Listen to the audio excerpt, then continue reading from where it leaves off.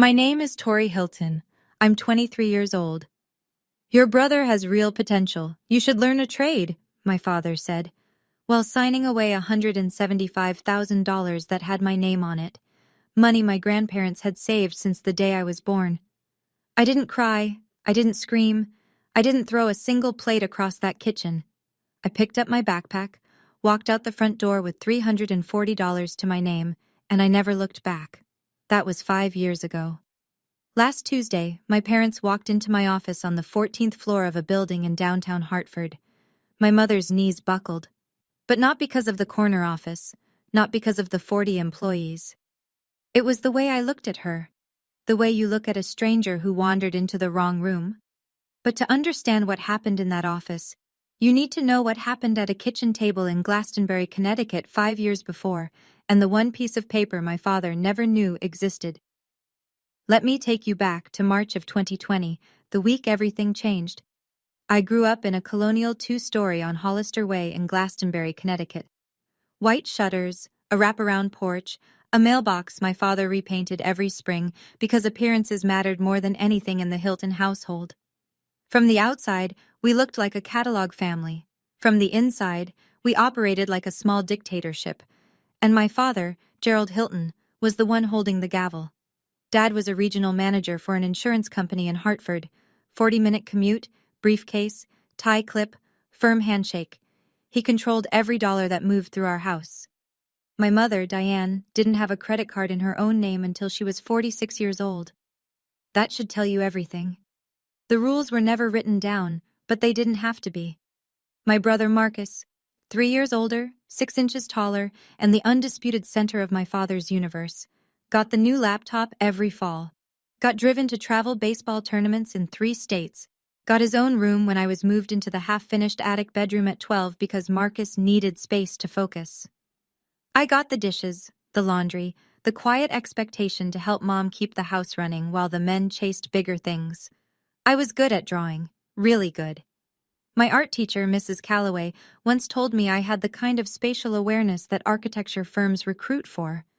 I brought home a portfolio and a letter from her recommending a summer program at RISD. Dad glanced at it for maybe 4 seconds. Drawing pictures isn't a career, Tori. It's a hobby. He set it on the counter and never mentioned it again. But the college fund? That was supposed to be different. My grandparents on my mom's side had started 2 UTMA accounts the year each of us was born. One for Marcus, one for me. $175,000 each, built up over 18 years of contributions and compound interest. My father announced it at Thanksgiving when I was 15, stood right at the head of the table, wine glass in hand, like he was giving a quarterly earnings report. Both of my kids have a full ride waiting for them, he said. $175 each, that's their future, and nobody touches it. The whole table clapped, Aunt Helen, Uncle Ray, the cousins. Everyone. I remember looking at the wall in the living room afterward. Every single frame was Marcus. His Little League trophy, his Honor Society certificate, his homecoming photo. I had exactly one picture on that wall, tucked in the corner by the thermostat, a family Christmas photo from 2011 where half my face was blocked by my dad's shoulder. I remember thinking, even then, the money is the only thing that's actually equal. I was wrong. If there was one person in my life who made me feel like I wasn't invisible, it was my grandmother Eleanor. She'd been a seamstress for 40 years, ran a small alterations shop out of her garage in Wethersfield, until her hands got too stiff to hold the needle straight. She had this way of looking at you while you talked, like you were the only broadcast on television. No one else in my family did that. Not for me, anyway. Grandma Eleanor was the one who taught me to sketch. Not art school sketch, the practical kind. She'd lay a pattern on her cutting table and I'd trace it freehand while she pinned. Your hands in your head, Tori, she used to say. Nobody can repossess those. She died the spring I turned 16. Ovarian cancer, fast and merciless. My father didn't go to the funeral. Said he had a conflict, which in Gerald Hilton language meant he didn't think his wife's mother warranted a personal day. My mother stood at the casket alone. I stood next to her. Marcus didn't come either. He was at a fraternity mixer. A week before she passed, Grandma Eleanor pulled me close in her hospital room. Her voice was barely there, but her grip was iron. She said, "I put something aside for you. Not much, but it's yours. No one else's. A man named Richard Keene will find you when you're ready." I thought she was talking about jewelry. Or maybe a quilt she'd been working on. I was 16. I didn't know what a trust was. After the funeral, I found a small wooden box she'd left for me. Inside was her sewing kit, a measuring tape worn soft at the edges, and a folded piece of paper with a name and phone number. Richard Keene, Esquire. I tucked that paper into my wallet, behind my school ID, and I didn't think about it again, not for 2 years. Marcus came home from college the fall of my senior year, like a man who'd just discovered religion, except his gospel was money and his prophet was himself. He'd been at UConn for 3 years by then. His GPA was somewhere in the neighborhood of a 2.3, which I only knew because I'd overheard him arguing with the registrar's office over the phone one night. But to hear him tell it at the dinner table, he was networking, building a personal brand, and laying the groundwork for something big. My father ate it up like communion. One Saturday morning in early March, Marcus showed up at the house wearing a blazer I'd never seen before. Banana Republic, price tag still dangling from the inside seam, like he wanted someone to notice. He had a printout in a plastic binder, maybe 8 pages, double-spaced. He called it his business plan. I was in the kitchen washing the breakfast dishes when he sat down across from Dad at the table and started his pitch. He needed an MBA, he said. Top-tier program. Then seed capital for a startup after that. Something in digital consulting, whatever that meant. He'd done the numbers, he said. Total investment needed, roughly $175,000. I turned off the faucet. "Dad," Marcus said, leaning back in his chair with his ankle on his knee. "Let's be real. You've got 2 education funds sitting there. I need one. And Tori, what's she going to do with it? She draws pictures." He said it the way you'd describe a child's hobby. Not cruel exactly, just dismissive. Like I wasn't even in the room. Like I wasn't 12 feet away with dishwater running down my forearms. And my father, the man who'd stood at Thanksgiving and told the whole family each kid had $175,000 waiting, looked at Marcus's plastic binder business plan, nodded slowly and said, "You might be onto something." He didn't look at me, not once. They waited a whole week to tell me, though I suspect that had more to do with paperwork than courtesy. It was a Sunday morning. The kitchen smelled like coffee and toast, and the light came through the window over the sink in that flat, honest way that makes everything look a little too real. My father was sitting at the head of the table. Marcus was next to him, legs crossed, sipping from one of those oversized ceramic mugs Dad had bought from Restoration Hardware. $28 for a coffee cup, but God forbid I ask for a $10 set of colored pencils. "Sit down, Tori," my father said. I sat. He didn't ease into it. Gerald Hilton never eased into anything. "I've made a decision about the education accounts. Your brother needs the capital for his MBA. It's a real opportunity, and I'm not going to let it slip. I'm consolidating both funds under his name." Both funds. All $175,000. "Your brother has real potential," he continued, straightening a napkin like he was closing a business deal. "You should learn a trade. There's good money in it. Nothing wrong with that." I looked at my mother. Diane Hilton was standing by the sink, both hands on the edge of the counter, her back half turned. She was staring at the floor. Not at me. Not at Dad. At the tile, like she was trying to memorize the grout pattern. "Mom?" Nothing. Not a word. Not a glance. Just the sound of the refrigerator humming and my brother slurping coffee like this was any other Sunday. "Your mother agrees," my father said. And something between my mother and me died right there on that kitchen tile. No funeral. No flowers. Just silence. And the smell of burnt toast. I looked at my father. I looked at Marcus. And I said one word. "Okay." Then I pushed back my chair, stood up, and walked upstairs. That one word cost me $175,000. But what I did over the next 48 hours would be worth a great deal more. I didn't leave that night. I know that's what people expect. The dramatic exit, the slammed door, the car peeling out of the driveway while the soundtrack swells. That's not what happened. What happened was math. I had 2 final exams left. 2 days. If I walked out before graduation, I'd lose the only credential I had, a high school diploma.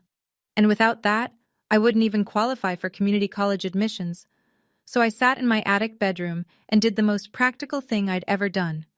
I opened my laptop, searched for room rentals in New Haven, and made a list. Monday, a P English exam. Aced it. Tuesday, a P art history. The easiest 3 hours of my life. I walked across the gym stage Wednesday afternoon in a navy cap and gown, shook the principal's hand, and took my diploma. No one from my family was in the audience. Gerald and Diane were at Marcus's college across the state. Some end-of-year event, a reception for graduating seniors. Marcus didn't even graduate that semester, but my parents didn't know that yet. I walked out the gymnasium doors into the June sun, and I didn't go home. I'd already packed the night before. 1 backpack, 3 changes of clothes, my laptop, a phone charger, Grandma Eleanor's wooden sewing box, and the folded paper with Richard Keene's number still tucked in my wallet. That was everything. My entire net worth, $340 in a savings account linked to a debit card with a cracked screen protector. I left a note on the kitchen table, the same oak table where my grandmother used to teach me to trace patterns, and where my father had signed away my future. I'm leaving. Please don't look for me. You already made your choice. I called an Uber, got in, watched the white shutters of Hollister Way disappear through the rear window. $340. A high school diploma. A dead grandmother's sewing box. And a phone number I'd never dialed. It wasn't much, but it was mine. New Haven in the summer is loud, humid, and completely indifferent to your problems, which, if you're 18 and running on adrenaline and spite, is exactly what you need. I found a room in a 3-bedroom apartment on Wally Avenue, $700 a month, shared bathroom, 2 roommates I'd never met. One was a nursing student named Bridget who worked overnights. The other was a guy named Darnell who played bass in a cover band and was never awake before noon. Nobody asked me why I was there. Nobody asked about my family. I liked that. I got a barista job at a coffee shop on Chapel Street within the first week. Minimum wage plus tips. I enrolled at Gateway Community College for the fall, graphic design program. The tuition was manageable, barely, if I picked up extra shifts. It was 2 weeks before my father called. Not to check on me, not to ask where I was sleeping, to scold me. His voicemail, because I didn't pick up, went like this. You're being dramatic, Tori. This is exactly the kind of behavior I'm talking about. Come home and we'll look into a cosmetology program, something realistic. He left 3 more messages that month, each one shorter than the last, each one angrier. My mother called once late at night. She was whispering, which meant Dad was in the next room. Tori, sweetheart, I'm worried about you. Your father, he just wants what's best. Please come home. We can figure this out. Figure what out, Mom? He gave away my money. A pause. Then, your father knows best, honey. Just come home. I hung up.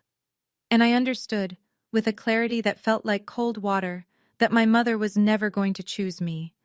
Not because she didn't love me, but because she'd spent 25 years letting Gerald Hilton make every decision in her life, and she didn't know how to stop. That was the night I deleted home from my contacts. Meanwhile, Marcus texted the family group chat, the one I hadn't left yet.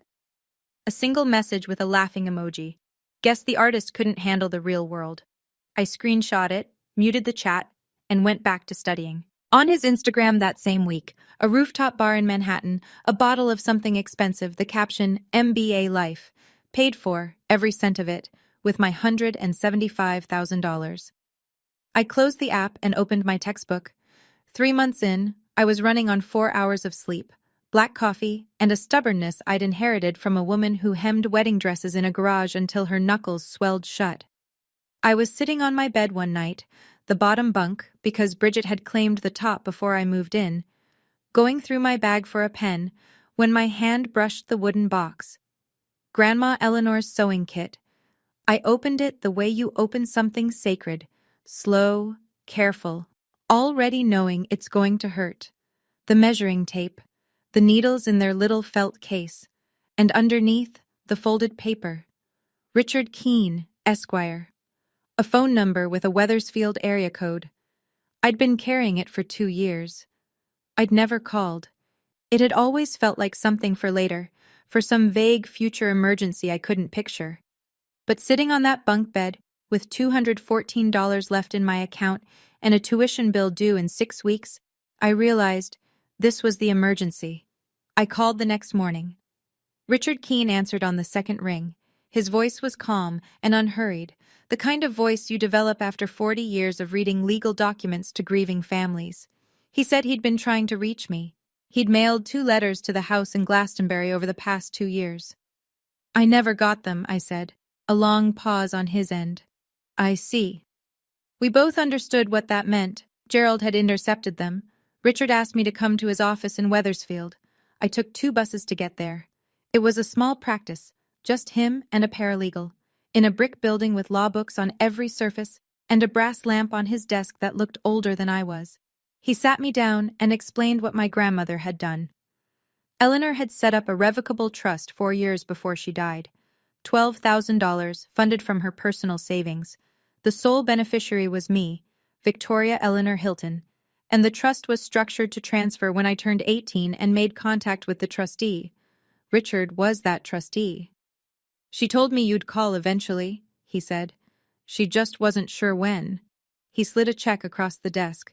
$12,000. And beside it, a copy of the trust document with my grandmother's signature at the bottom, thin, shaky, but deliberate. Every letter intentional. I held that piece of paper, and for the first time since I'd left Glastonbury, I cried. Not because of the money, because someone had planned for me. Someone had sat down with a lawyer and said, "This is for Tori, and nobody else gets to touch it." But Richard wasn't done. "There's something else you should know," he said. He opened a folder. "Your UTMA account, the $175,000. I took the liberty of requesting the transaction records. As beneficiary, you're entitled to them." He turned the folder toward me. Inside was a printout, an email from Gerald J. Hilton to the bank, dated March 14th, instructing a full withdrawal and transfer of the custodial funds to a new account in Marcus Hilton's name. The email was 4 sentences long. No mention of my education. No mention of me at all, except as an account number. Under Connecticut law, Richard explained, a UTMA custodian has a fiduciary duty to use the assets for the benefit of the minor. That's you. What your father did isn't just unfair, Tori. It's a breach of that duty. You have legal standing to pursue recovery. My stomach dropped. So I can get it back? Richard was honest. You can file, but your father would need to have the assets to return, and litigation takes time and money you may not have. I can't make you any promises. I sat there for a long time, staring at that email printout. My father's name, the date, the amount, cold, transactional, like transferring inventory between warehouses. And then I folded the printout, put it in the envelope with the trust check, and said, "I'm not going to sue him." Richard raised an eyebrow. "I don't want his money anymore," I said. "I want my own." He nodded slowly, the way someone does when they respect a decision they might not have made themselves. "The statute of limitations on a UTMA breach in Connecticut is 6 years," he said. "If you change your mind, the door stays open."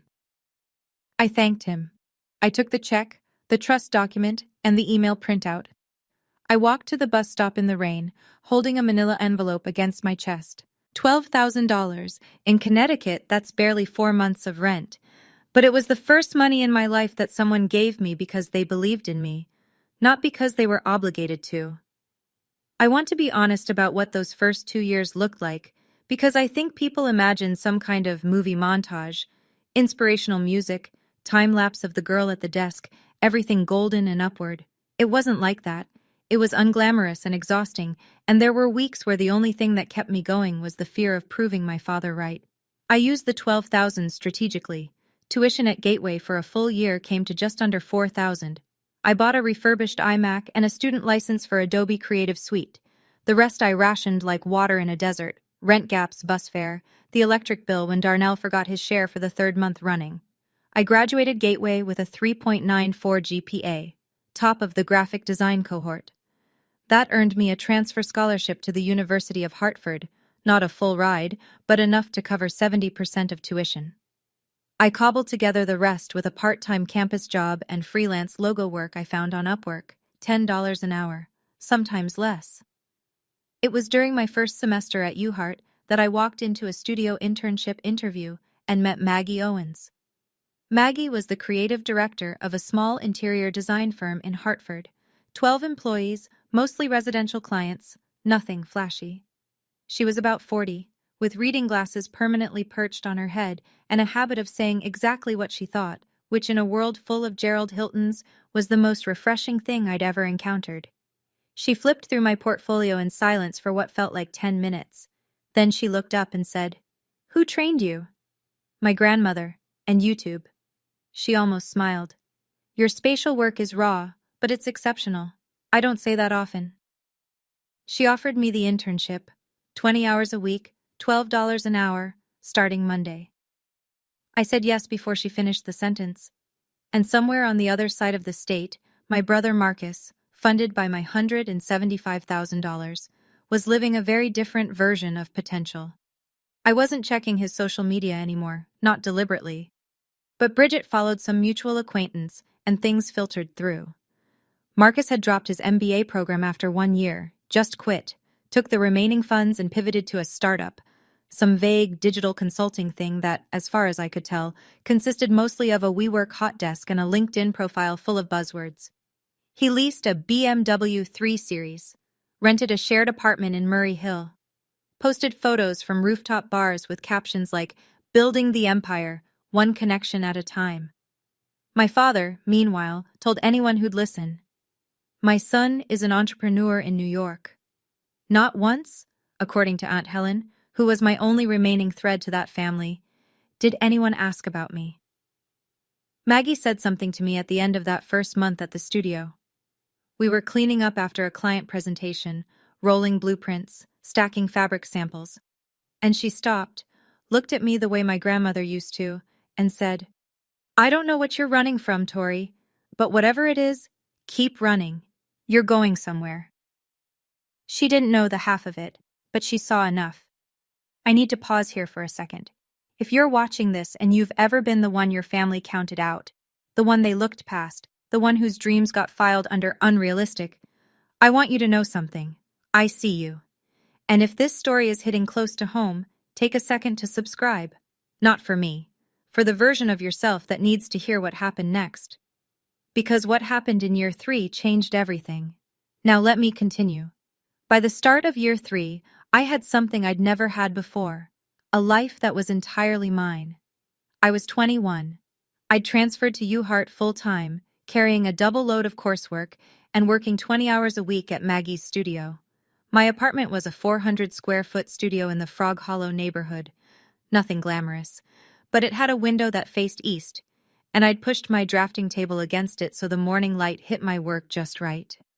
The walls were covered in mood boards, fabric swatches, color studies.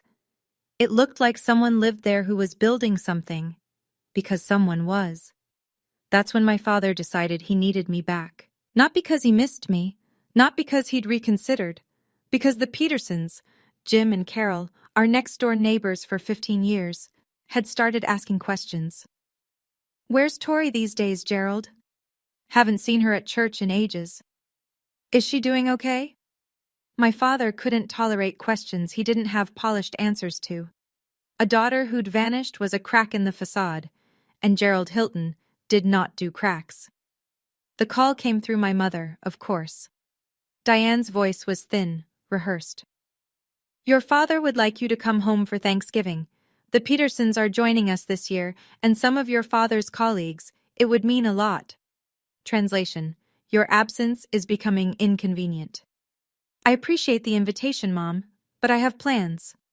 A shuffle on the line, then my father's voice sharp and sudden. He'd been listening the entire time, probably standing right beside her with his arms crossed. "You're embarrassing this family, Tori. People are asking where you are. What am I supposed to tell them?"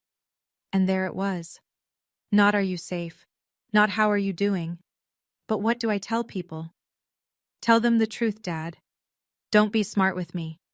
I'm not coming home to be a prop in a family photo. You made a decision 2 years ago. I made mine. He hung up. The line went dead, and I stood there in my little studio apartment, my hand still against my ear, my heart hammering against my ribs. Not because I was scared, because for the first time I'd said no to Gerald Hilton, and the sky hadn't fallen.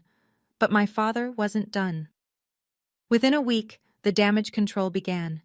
Gerald sent an email, a group message to every aunt, uncle, and cousin on the Hilton side, and the half of my mother's family that still deferred to him.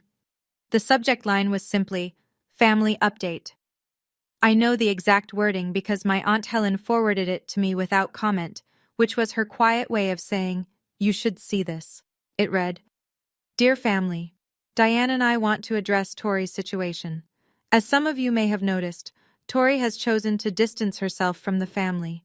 We've made every effort to support her and keep the door open, but she has refused. She is going through a difficult period and has, frankly, some personal issues we'd rather not discuss in detail. We ask for your understanding and your prayers during this time." Personal issues. That's what he called it. Not I took her college fund. Not I told her to learn a trade while I bankrolled her brother's lifestyle. Personal issues.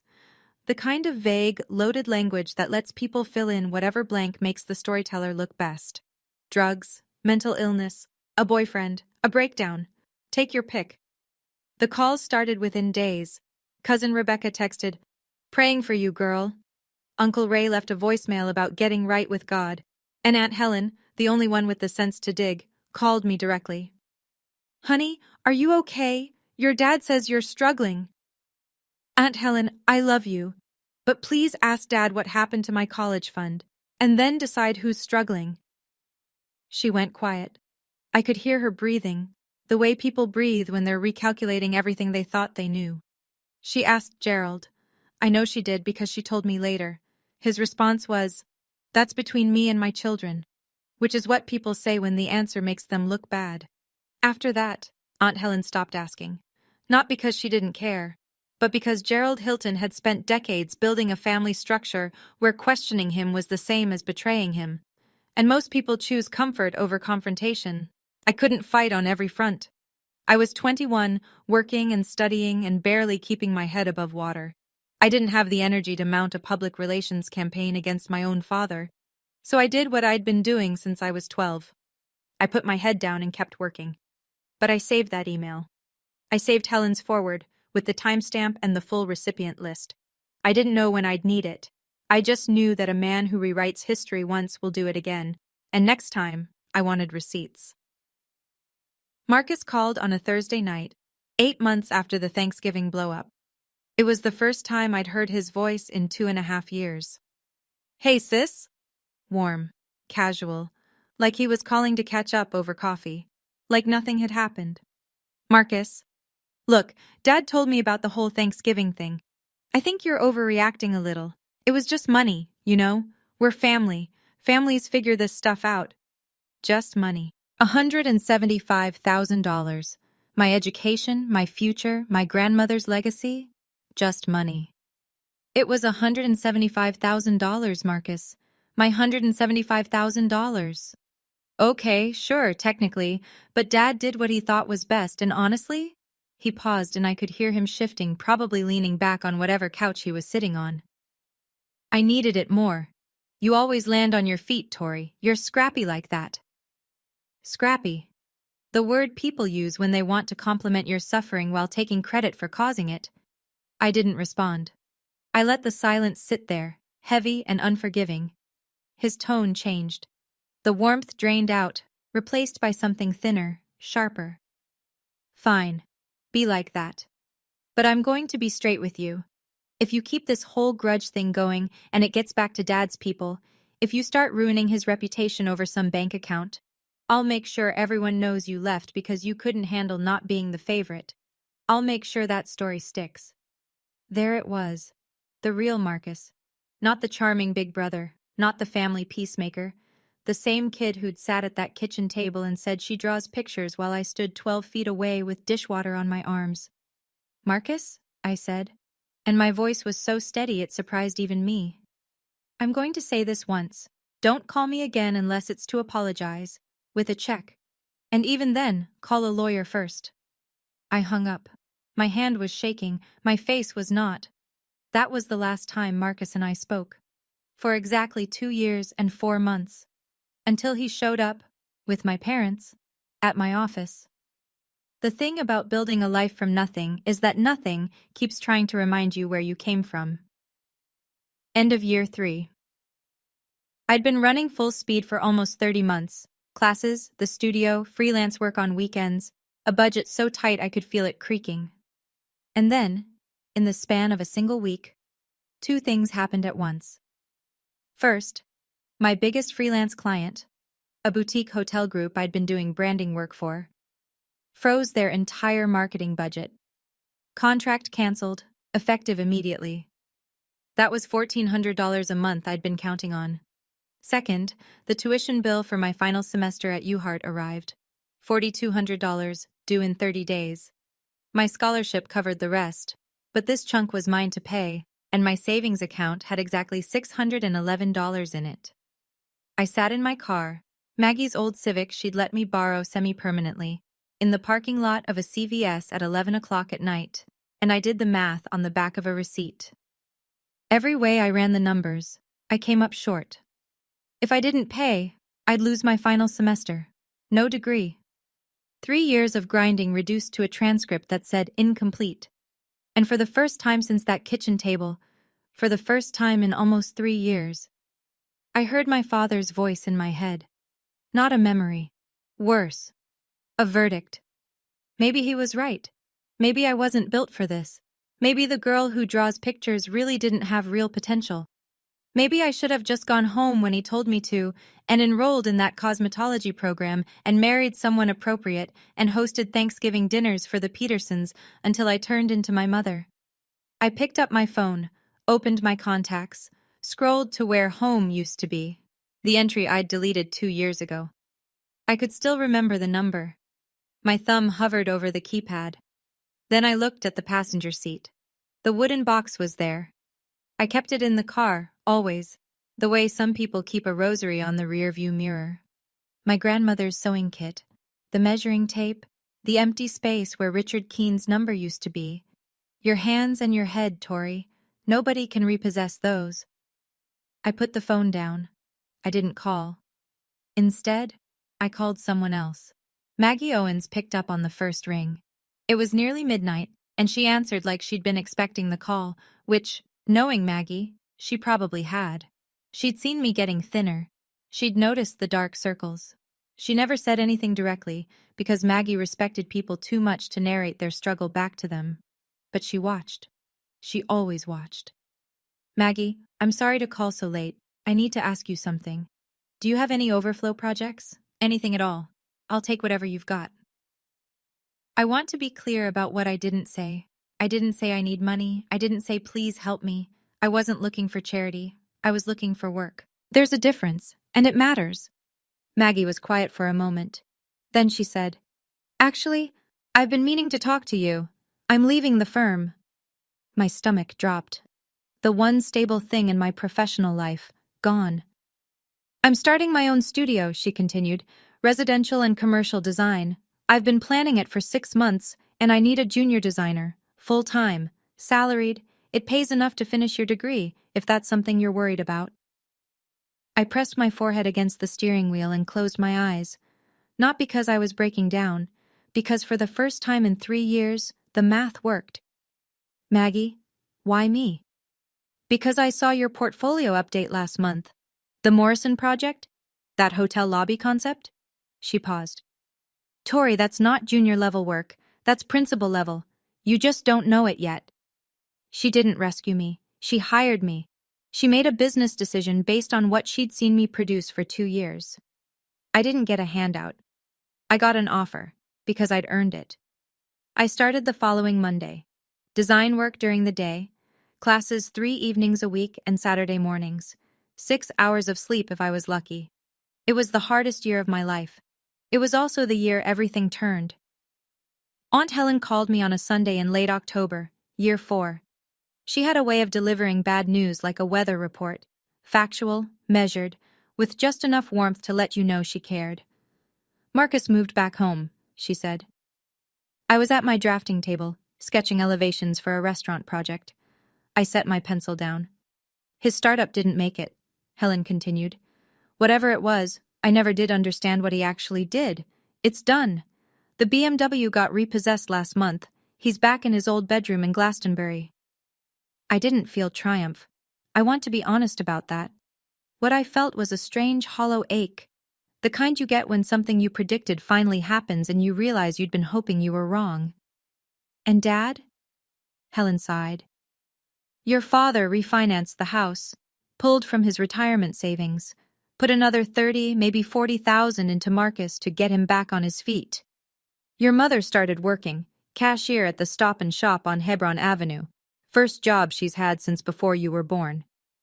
My mother, Diane Hilton, scanning groceries at 51 years old because her husband had poured every dollar the family had into a son who couldn't hold a job, couldn't finish a degree, and couldn't tell the truth about either. Does Dad talk about me? I asked. I don't know why I asked. I think some part of you never stops being the kid at the kitchen table, looking at their father and hoping. No, honey, Helen said gently. He tells people Marcus is regrouping, that the market will turn. He doesn't mention you at all. I picked up my pencil and went back to work. While my father was watching his investment get towed out of the driveway, I was signing my first lease. Not for an apartment, for an office. I graduated from the University of Hartford on a Saturday afternoon in May, magna cum laude, Bachelor of Fine Arts in Design. The auditorium was full of families, mothers with flower bouquets, fathers holding up phones to record the walk, little siblings squirming in folding chairs. Mine was empty.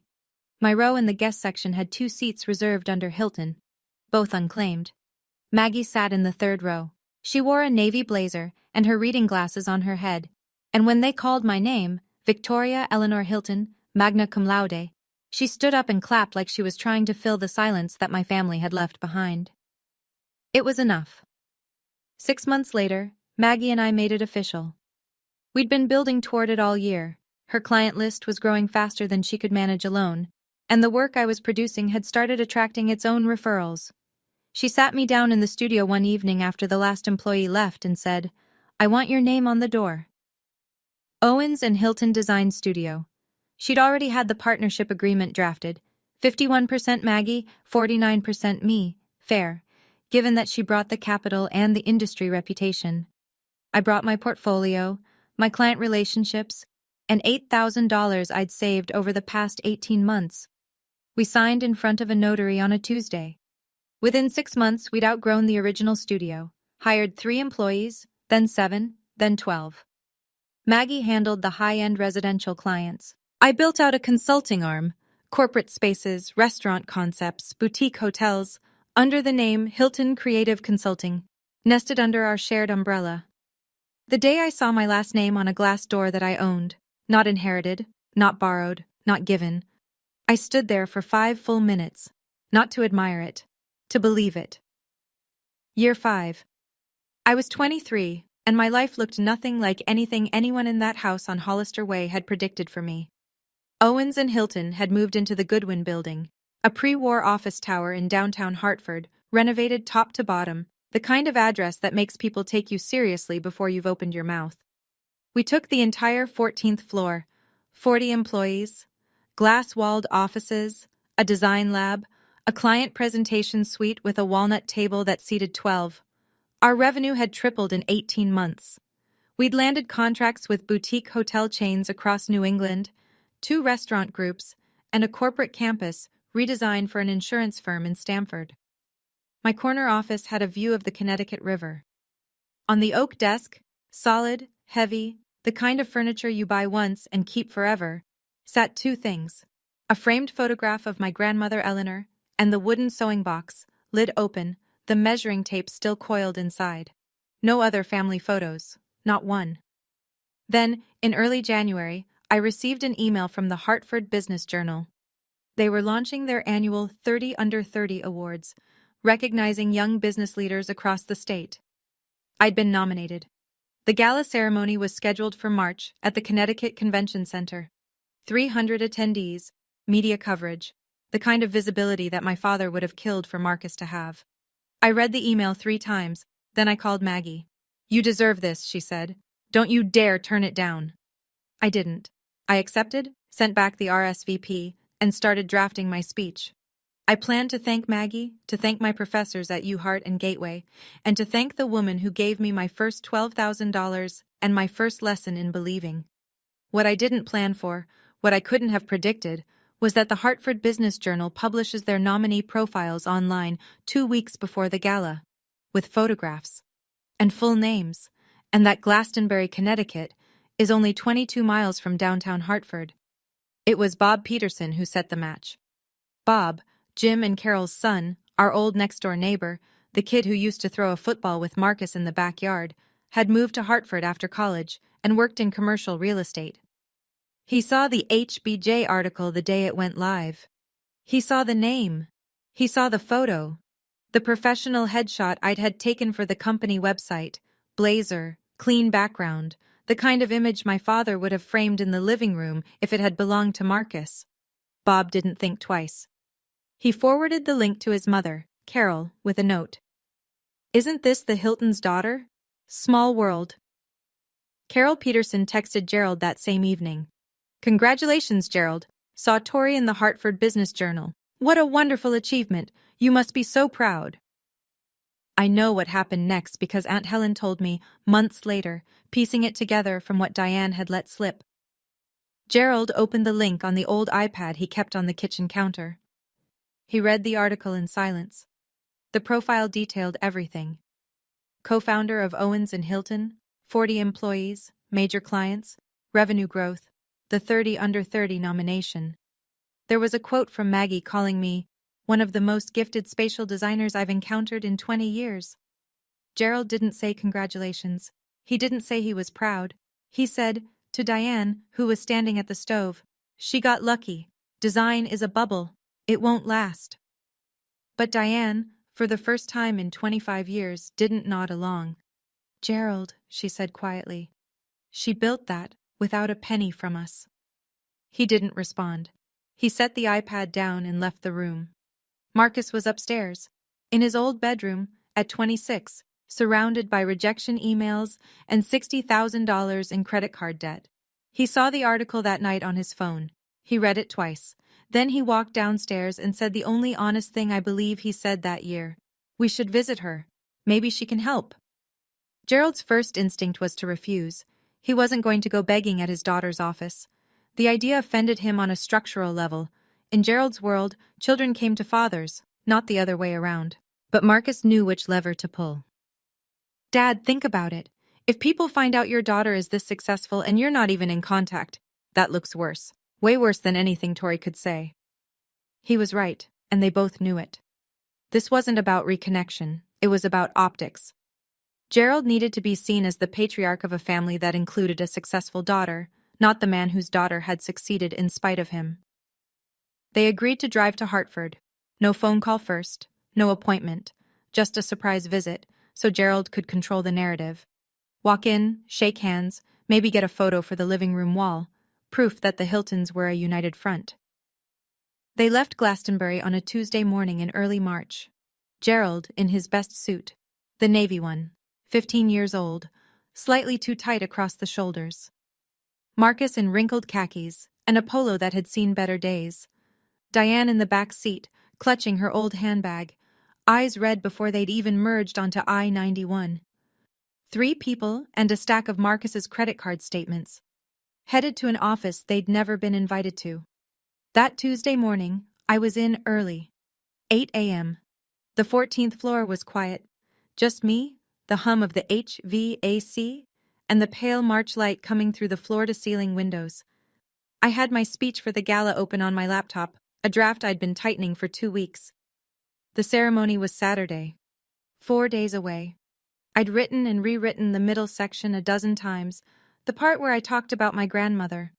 I want to thank the woman who gave me my first investment, $12,000 in a sewing box, and taught me that real potential isn't something someone else decides for you. That line I'd nailed. It was the next part that kept tripping me up. How much to say, how close to the bone to cut without making it about him. I took a sip of coffee. Black, same as always, in a ceramic mug Maggie had custom made for the studio with our logo on the side. My blazer hung on the back of the chair. White linen, the nicest thing I owned, bought with my own money from a consignment shop in West Hartford.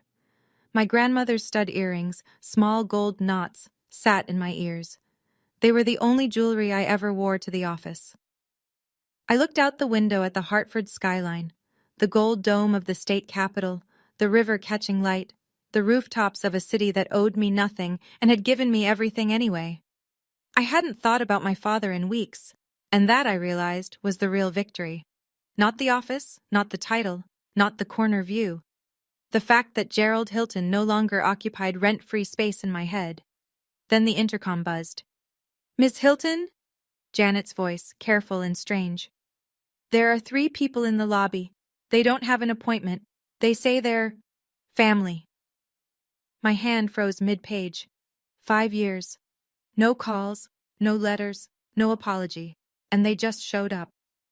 I know you can feel what I felt in that moment. That buzz on the intercom. My whole body went cold. If you've ever had someone from your past show up right when you'd finally moved on, you know exactly what I'm talking about. Before I tell you what happened when that elevator door opened, smash that like button if you think I should have let them up, or drop boundary in the comments if you wouldn't have. Here's what I did. I sat with it for 10 seconds. 10 seconds of silence, my fingertips pressed against the edge of my speech, the intercom light blinking green on the desk phone. I could have said no. I could have told Janet to say I was in a meeting, that Ms. Hilton wasn't available, please leave a card. Part of me wanted to. The 18-year-old in me, the girl at the kitchen table, she wanted to lock that door and never open it. But the 23-year-old, the one who'd built this floor from scratch, knew something the girl didn't. Running from them gave them power. Meeting them on my ground took it back. Send them up, Janet. I straightened my blazer, pulled my chair to the desk, opened a blank document on my laptop so the screen wasn't showing my speech, and I waited. The elevator opened with a soft chime that I could hear through the glass wall of my office. I didn't go out to meet them. I stayed exactly where I was. Janet walked them through the lobby, past the reception desk with its brass logo, Owens and Hilton, mounted on a slate gray wall. Past the open-plan studio where 40 employees sat at their stations, iMacs, drafting tablets, sample boards propped against desks. The morning light was streaming in. The space hummed with competence. My father walked first. Navy suit, 15 years old. It pulled across his shoulders and bunched at the waist. His shoes were polished. He'd tried. But they were the same wingtips he'd worn to my cousin's wedding in 2017. Behind him, Marcus. Khakis wrinkled at the knee, a faded polo, hands in his pockets like a teenager called to the principal's office, and behind Marcus, my mother, Diane. Smaller than I remembered, clutching a Target handbag with both hands, eyes already red.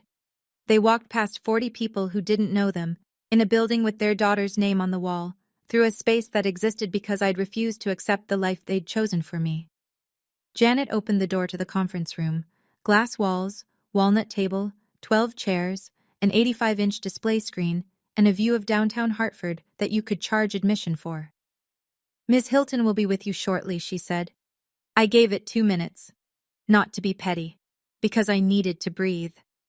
Then I stood, picked up a legal pad and a pen, the Mont Blanc Maggie had given me the day we signed the partnership, and walked into the conference room.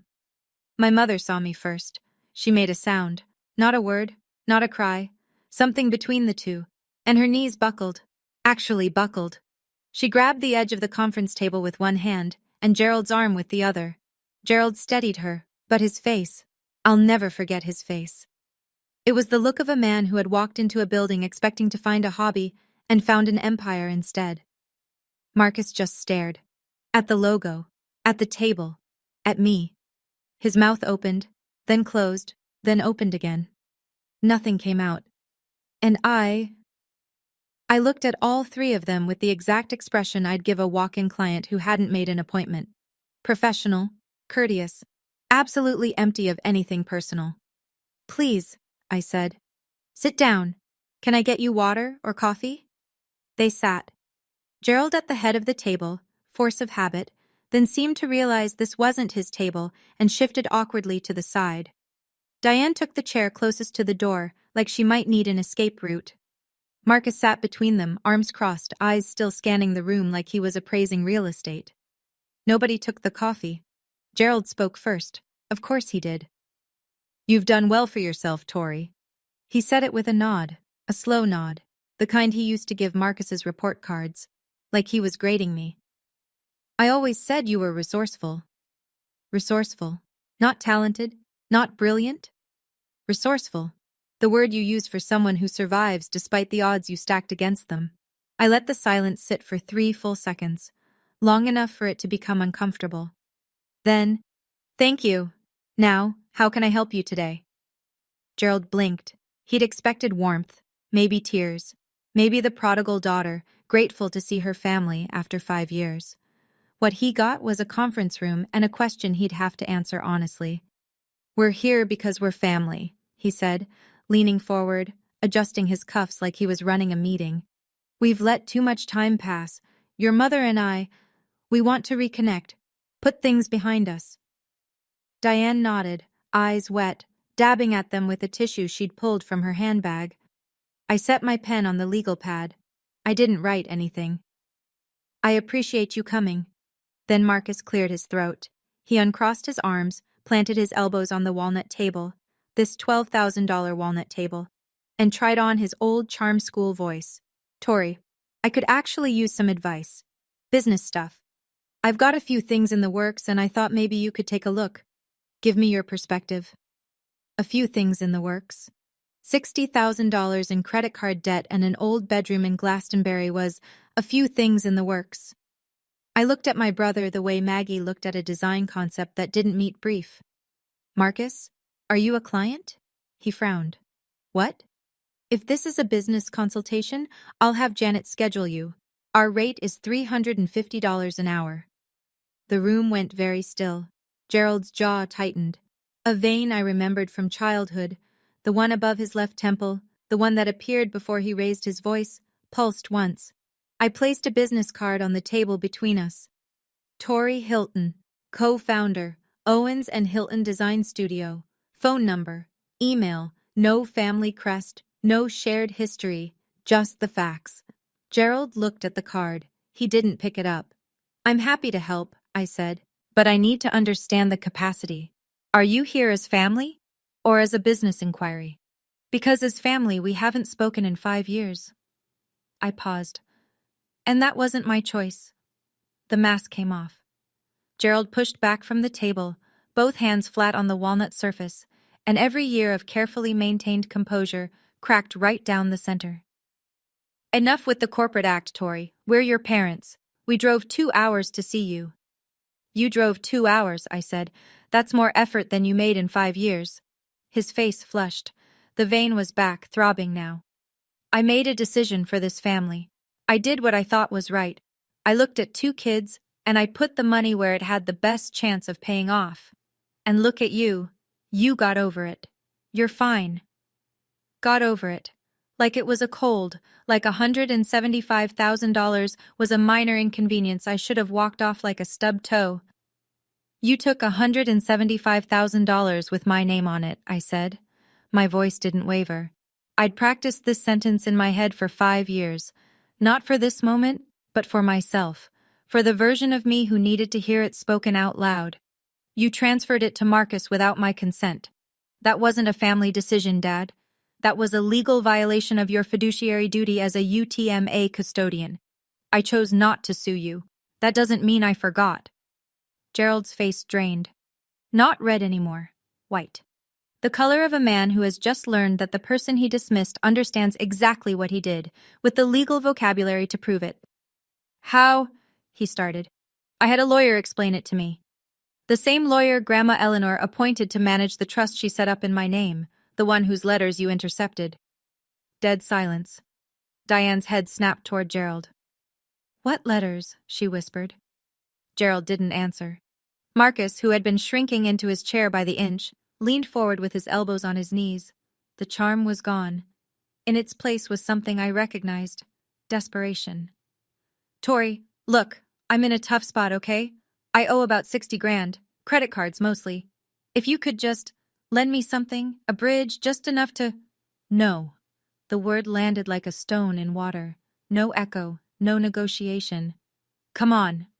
His voice cracked. We're blood. Blood didn't stop you from taking my future, Marcus, and it won't make me fund yours. He looked at our father, the way he always did, for backup, for reinforcement, for the man who'd spent his whole life propping up the golden child. But Gerald was staring at the table, jaw clenched, still processing the phrase fiduciary duty and the ghost of letters he'd thrown in the trash. Then my mother broke. Not the way she used to break, the quiet kind, the kind where she cried at the sink and pretended the water was making her eyes red. This was different. This was a woman who was finally looking at the full cost of her silence. Tori. Her voice splintered. Please. I know I should have said something. I was standing right there. I saw what he did and I was scared. Your father, I didn't know how to… Mom. I said it gently. Not warm, not cold. The way you speak to someone who's telling you something you already know. I know you were scared, but you were the adult. I was 18. I needed one person in that house to stand up for me. Just one. And you chose silence. Diane pressed both hands over her mouth and sobbed, the kind of crying that comes from a place so deep it doesn't make sound at first. Gerald said nothing. Marcus said nothing. And in the quiet, I reached into the folder I'd brought with me, the one I kept in my desk, the one I hadn't opened in 3 years but never threw away. And I placed a single sheet of paper on the table in front of my father. The email.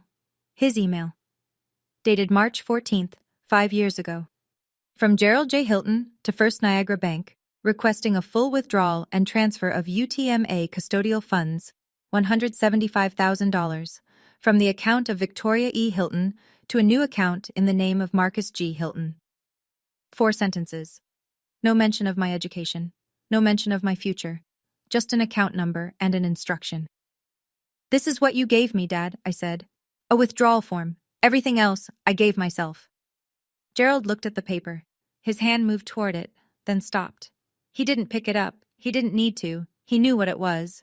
Through the glass walls of the conference room, I could see 3 of my designers glancing in, discreetly, the way you do when you hear something happening but don't want to be caught looking. Janet was at her desk, pretending to type, her eyes flicking toward the door every few seconds. 40 people on this floor, and not one of them knew the people sitting across from me. That was the point. My family had no power here, not in this building, not on this floor, not at this table. Gerald Hilton was not a man who yelled in public. He saved that for kitchens and closed doors. So he sat there, in a suit that didn't fit, in a building that wasn't his, staring at a piece of paper that proved what he'd done. And he said nothing, because for the first time in his life, there was nothing he could say. I stood up. Not fast, not dramatic. The way you stand when a meeting has reached its natural conclusion and everyone in the room knows it. I'm going to be honest with all 3 of you, I said. I don't hate you. Hating you would mean you still have power over how I feel. You don't. Gerald's eyes were on the table. Marcus was picking at the seam of his polo. Diane had stopped crying, but her breathing was ragged, and she held the tissue against her chest like a compress. I won't be lending Marcus money. I won't be pretending we're a happy family for the Petersons. And I won't be accepting a version of this story where Dad invested wisely, and I turned out fine. I let that settle. If there is ever going to be a relationship between us, it starts with 3 things. A genuine apology, not the kind that starts with, I'm sorry you feel that way. Accountability for what was taken from me, not redirected, not minimized, not explained away, and respect for the person I became without you. I picked up my legal pad and my pen. Until then, Janet will show you out. Gerald stood. His jaw worked, the way it does when a man has 100 things to say and knows that not one of them will help. He looked around, through the glass, past the rows of designers and project managers, at the logo on the far wall, at the skyline beyond the windows. He was measuring something. The distance between what he'd imagined for his family and what had actually happened. He didn't apologize. He buttoned his suit jacket, the middle button, wrong one, the way someone does when they're not thinking, and walked toward the door. Marcus followed, head down, hands back in his pockets. He didn't look at me. Diane was the last to stand. She moved slowly, holding the chair for balance. She looked at me, really looked, the way she hadn't since I was a child, and said very quietly, "Your grandmother would be proud." Something in my chest cracked, just a little, not enough to change anything, enough to feel. "I know," I said. Janet held the conference room door open. The sound of the studio flooded back in. Keyboards, a phone ringing, someone laughing over by the coffee station. The ordinary sound of a business running. My business. Gerald walked through the open-plan office with his shoulders pulled in, like a man trying to take up less space. The navy suit, too tight, too old, too small for the room, moved through rows of iMacs and standing desks and framed project photos, and not a single person looked up. Not because they were rude, because he was nobody here. The elevator chimed. The doors opened. They stepped in. Gerald first, then Marcus, then Diane, who turned at the last second and looked back down the hallway toward my office. I was already walking back to my desk. The doors closed. And for the first time in 5 years, I allowed myself to think the thought I'd been holding at arm's length since I was 18 years old. I won. Not because I was rich. Not because I had the bigger office or the better suit or the logo on the wall. I won because I was standing in a room I'd built with my own hands, and the people who had tried to decide my future had just walked out of it with nothing. After the elevator doors closed, I sat in the conference room for a long time. The email was still on the table. Gerald's 4 sentences dated 5 years ago, printed on plain white paper. I picked it up, folded it along the original crease, and slid it back into the manila folder. Let me tell you something I didn't say in that room. Something I'd only told Maggie and Richard Keene. I could have sued my father, I still can. Richard had the case built by the time I was 21. UTM. A breach of fiduciary duty. Gerald withdrew $175,000 from a custodial account designated for my benefit and redirected it to a third party, my brother, for purposes that had nothing to do with my education, my health care, or my welfare. Under Connecticut general statutes, that's not a gray area, it's black and white. A judge could have ordered full restitution plus interest, plus my legal fees. Richard had the withdrawal records, the bank correspondence, the email I'd just shown Gerald. He had the trust document from my grandmother proving that Gerald had also intercepted legal mail meant for me, a separate, provable offense. "You have a strong case," Richard told me when I was 22, sitting in his office with the folder open between us, "if you want to pursue it." I thought about it for 3 months. Then I told him no. Not because I'd forgiven my father, and not because the money didn't matter. It was 3 things, and I'll be honest about all of them. 1. Gerald was nearly broke. His retirement accounts were gutted, the house was refinanced, and Marcus had burned through everything. Winning a judgment against a man with no assets is just an expensive piece of paper. 2. I didn't want to spend the next 2 years of my life in courtrooms, reliving the worst day of my life in front of strangers. 3. And this is the one that mattered most. I didn't want to be the woman who built her life around $175,000. I wanted to be the woman who built her life without it. "Keep the file," I told Richard. "The statute of limitations runs 6 years. If he ever tries to rewrite this story publicly, I want receipts." Richard nodded. He understood. The folder went into my desk drawer, not as a weapon, as insurance. The $175,000 stopped being about money a long time ago.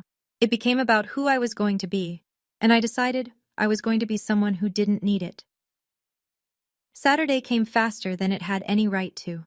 The Connecticut Convention Center was lit up like a cathedral, floor-to-ceiling windows, chandeliers the size of dining tables, 300 people in business formal filling a ballroom that smelled like lilies and ambition. The Hartford Business Journal had gone all out. Ice sculptures, a string quartet during cocktails, a media wall with the 30 under 30 logo where nominees posed for photographers. I'd bought a new blazer for the occasion, midnight blue, tailored, the nicest thing I'd ever owned. My grandmother's gold stud earrings, A pair of heels I'd practiced walking in for a week because I wasn't about to stumble on the one night that mattered. In the inside pocket of my blazer, a piece of paper, yellowed, soft at the folds, with a name and phone number written in a dead woman's handwriting. Richard Keene, Esquire. I'd carried it the way other people carry a lucky coin.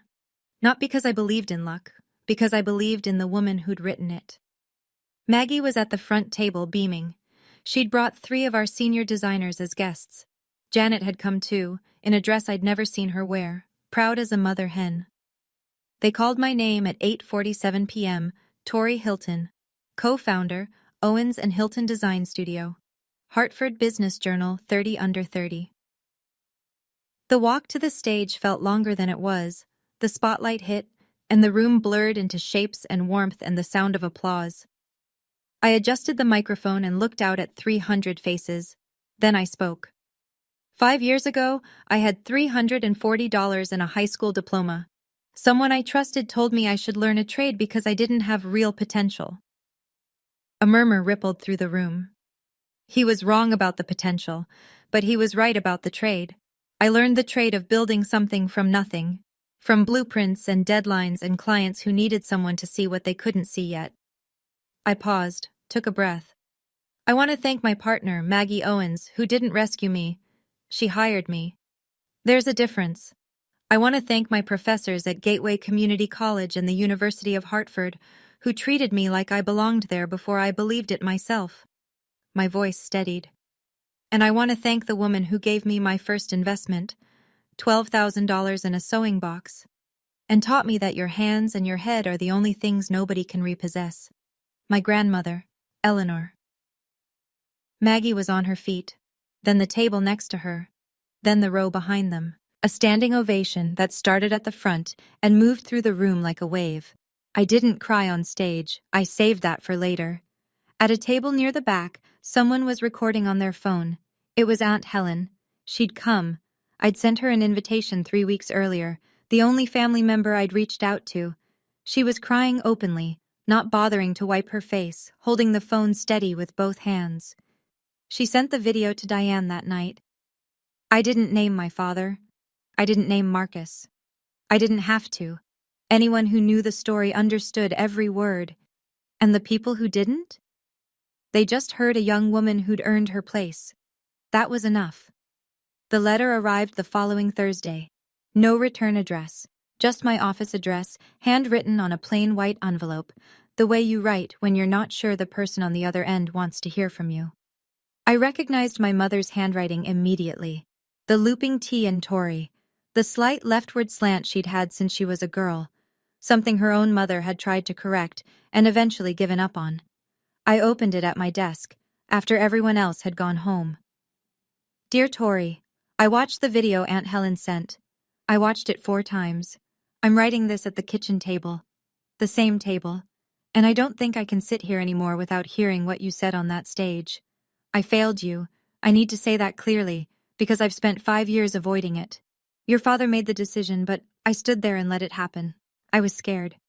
I've been scared for 26 years, scared of his voice, scared of being wrong, scared that if I spoke up, the whole structure would collapse. So I said nothing while he took your money, your confidence, and your place in this family. And I told myself it was keeping the peace. It wasn't peace. It was cowardice. I know that now. I don't expect forgiveness. I don't think I've earned it. But I need you to know, I see what I did. I see who you've become. And I'm done standing by the sink with my mouth shut. I've contacted a divorce attorney. I'm looking for an apartment. For the first time in 30 years, I'm choosing myself. You taught me that, the night you walked out that door. I just wish it hadn't taken me 5 years to follow. Your grandmother would be proud of you. I know because I am. Mom. I set the letter down on the oak desk, next to the framed photo of Grandma Eleanor, and I cried. Not the kind of crying I'd done at Richard Keene's office. That had been grief for lost time, for money, for a father who'd never see me clearly. This was different.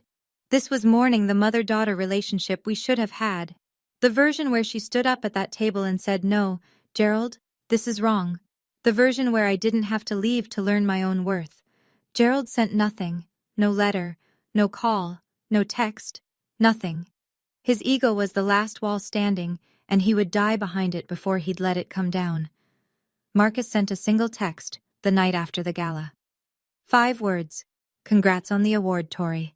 No apology, no accountability, no acknowledgement of the $175,000, the threats, the years of silence. Just 5 words that cost him nothing and meant about the same. I read my mother's letter 3 more times. Then I placed it on my desk, next to the sewing box and the photo, the small sacred collection of things that came from people who had, in their own way, believed in me. I didn't write back that night. I wasn't ready. But I didn't throw the letter away. That was new. Let me tell you where everyone ended up, because I think you deserve the full picture. Gerald Hilton took early retirement 6 months after our conference room meeting, though retirement is generous. His company downsized his department, and at 55, with a gutted 401k and a refinanced house, he didn't have the leverage to negotiate. He lives alone in the Glastonbury house now. The paint is peeling on the shutters he used to repaint every spring. The Petersons still live next door. Carol told Aunt Helen that Gerald doesn't come outside much anymore. When people ask him about me, and they do more often now, he changes the subject. He has never apologized. Marcus works at a car dealership in Middletown. Sales associate. He's 26 and lives in the house with Gerald. Or he did, until Gerald stopped speaking to him after the truth about the MBA came out. He never finished the degree. He never built the startup. He spent $175,000 of my future on a leased BMW, a Murray Hill apartment, and bottle service at clubs in Manhattan. The credit card debt is still at $60,000. He's on a payment plan. He has not apologized either, though Aunt Helen says he's quieter than he used to be, less sure of himself. Whether that's growth or just defeat, I can't say. My mother moved out in June. She rented a 1-bedroom apartment in Rocky Hill. Small, clean, hers. She got a full-time job at an accounting office and enrolled in a bookkeeping certificate program at Middlesex Community College. There's an irony there that I don't need to explain. Diane Hilton, at 53, is learning a trade. And for the first time in her life, she has a bank account with only her name on it. I think about that more than I expected to. As for me, I'm still at the 14th floor. The company is growing. We signed 2 new clients last month, a hotel group in Newport and a co-working campus in Stamford. Maggie and I are talking about opening a second office in New Haven, which would feel like a full-circle moment, given that's where I started with a bunk bed and a barista apron. The sewing box is still on my desk. The trust document is in my safe. The UTMA file is still in the drawer, untouched, and my mother's letter, folded once, tucked into its plain white envelope, sits on the corner of my desk where I can see it every morning. I haven't written back yet. But the letter is still there, and so am I. People ask me if I'm angry. I was. For about 2 years, anger was the engine that ran everything. It got me out of bed at 5 a.m. for the early shift at the coffee shop. It kept me at my desk until midnight, redoing a design that was already good enough, but needed to be undeniable. Anger is an excellent fuel, efficient, hot, available in unlimited supply when your family gives you a reason. But anger has a shelf life. If you let it run too long, it stops pushing you forward and starts eating you from the inside. Somewhere in year 3, maybe that night in the parking lot, maybe the morning Maggie offered me the job, the anger didn't disappear, but it changed shape. It turned into something quieter, steadier, less like a fire and more like a foundation. I don't tell this story for sympathy. I've built a good life, and I built it with my eyes open. I tell it because somewhere, right now, someone is sitting at a kitchen table being told they don't have potential. Someone's parent is signing away their future and calling it a smart investment. Someone's mother is staring at the floor, choosing silence over her own child. And the person at that table, the one being dismissed, is starting to believe it. Don't. My father took $175,000 from me. But the real theft wasn't the money. It was the years I spent wondering if he was right. That voice, maybe he was right, maybe I'm not enough, maybe the girl who draws pictures doesn't deserve a seat at the table, that was the thing I had to pay off. And the interest on self-doubt compounds faster than any bank account. I paid it off. Not with revenge, not with spite, with work, with proof, with the kind of silence that only comes from knowing your own worth. The best revenge isn't loud. It's the sound of a life well built, heard by the people who bet against you.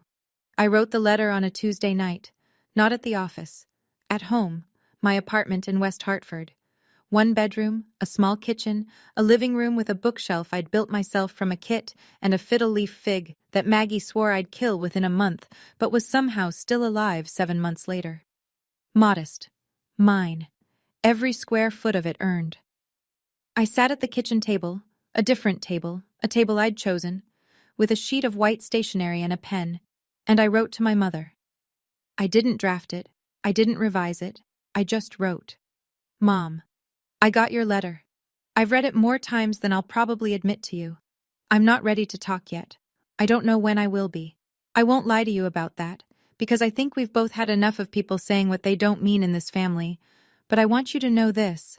The fact that you're starting over at 53, that you signed a lease, opened your own bank account, and enrolled in a program, that takes more courage than anything I've done.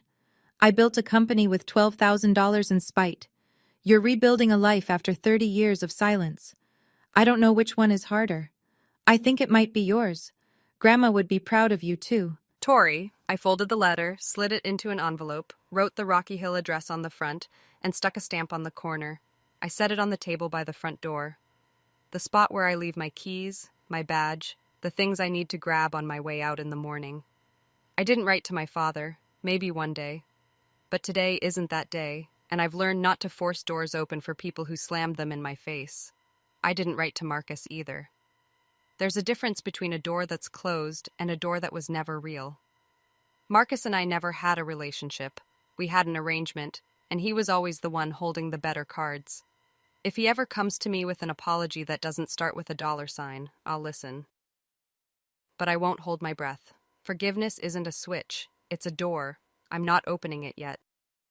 But for the first time in 5 years, I'm not boarding it shut either. So that's my story. A father who chose his son.